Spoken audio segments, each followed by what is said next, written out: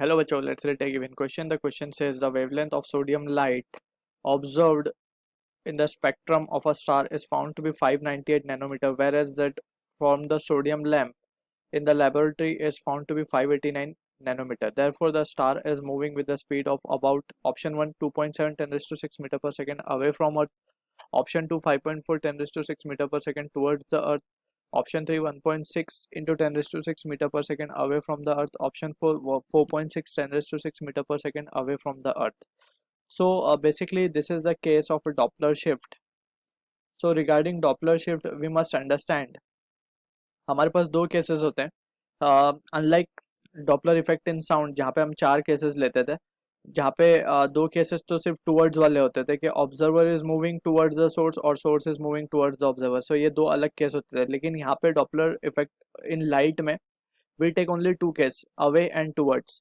So towards वाली condition में we can say towards means कोई light object is coming towards, right, towards the observer या फिर observer उसकी तरफ जा रहा हो. So anyways दोनों चीज को हम एक ही केस में कंसिडर करेंगे. ये क्यों होगा? Because since we know the speed of light is very much greater than the speed of source of sound and the observer, right. So इसीलिए we consider it has to be the same case.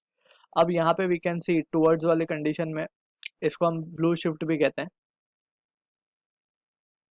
होता क्या है actually में, जो apparent frequency है that is F A, it is given by ये जो formula we are writing it is coming from the relative theory of Einstein relativistic theory. So इसको relativistic Doppler effect भी कहते हैं. और ये रिजल्ट आता है हमारे पास. And here we just need to understand ये जो apparent frequency that is under root of C plus V upon C minus V into F. F is the actual frequency. So from this we can say यहाँ पे हम clearly देख सकते हैं कि apparent frequency जो है वो बढ़ रही है. ठीक है ना. सो एपरेंट फ्रीक्वेंसी अगर बढ़ेगी so we can say lambda will reduce under the spectrum of visible light that is VIBGYOR. We can see कि जब लैम्डा कम होता है तो the wavelength will shift towards the violet colour और द ब्लूइश कलर. सो इसीलिए हम इसे blue shift कहते हैं, राइट. सो ये केस था टुवर्ड्स का. ऐसे ही एक केस और है हमारे पास दैट इज रिसीडिंग का, यानी कि अब दूर जा रहे हैं ऑब्जेक्ट्स, या तो सोर्स दूर जा रहा होगा या फिर ऑब्जर्वर दूर जा रहा होगा, और इसे हम कहते हैं रेड शिफ्ट.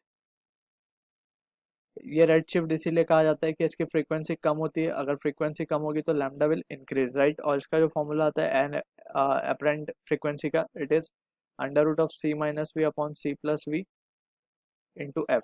तो ये रिजल्ट हमें याद रखने. ऑल्सो फ्रॉम दिस रिजल्ट जो डॉपलर शिफ्ट आता है that is shift in the wavelength or change in the wavelength that is delta L, delta lambda is nothing but it is V by C into lambda. ठीक है ना.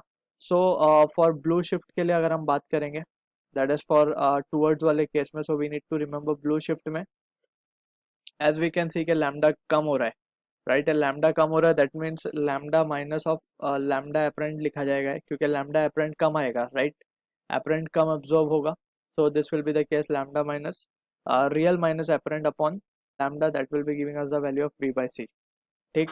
और अगर हम बात करें रेड शिफ्ट की, सो रेड शिफ्ट में हमें पता है कि वेवलेंथ बढ़ने वाली है, तो यहाँ हम लिखेंगे lambda apparent minus lambda divide by lambda and that is equals to V by C. So from this situation we can say ये तो केस हो गया हमारा टूवर्ड्स वाला जैसे हमने डिस्कस किया था, और ये केस हो गया रिसीडिंग वाला यानी मूविंग अवे. ठीक है. यहाँ पे एपरेंट फ्रीक्वेंसी ज़्यादा होगी, एपरेंट वेवलेंथ ज़्यादा होगा क्योंकि लैम्डा बढ़ने वाला है. ठीक है. So this is the basic understanding about Doppler shift we must remember. And अब यहाँ पे जो क्वेश्चन में हमसे बोला जा रहा है कि वेवलेंथ जो ऑब्जर्व की गई है वो 598 है, यानी कि एपरेंट वेवलेंथ जो है वो हमें गिवन है 598 नैनोमीटर, राइट. या फिर हम इसे 10⁻⁹ मीटर लिख देते हैं. और जो रियल वेवलेंथ है जो लैब में actually where that from the sodium lab in the laboratory it is found 589 into 10⁻⁹ metre. के lambda apparent is greater than lambda, यानी कि रेड शिफ्ट वाला केस है, यानी कि मूविंग अवे वाला केस है. सो हम स्ट्रेट अवे ऑप्शन 2 को तो पहले डिस्कार्ड कर ही सकते हैं. ठीक है. एंड अब अवे फ्रॉम द अर्थ में हमें जस्ट वैल्यू कैलकुलेट करनी है. That is the value therefore the star is moving with the speed of about, यानी कि v की वैल्यू हमें कैलकुलेट करनी है. देयरफॉर हम क्या लिख सकते हैं, we can write this value as to be 9 into 10⁻⁹ divided by lambda that is 589 into 10⁻⁹, and that is equals to V upon C की वैल्यू है 3 into 10⁻⁷ 8.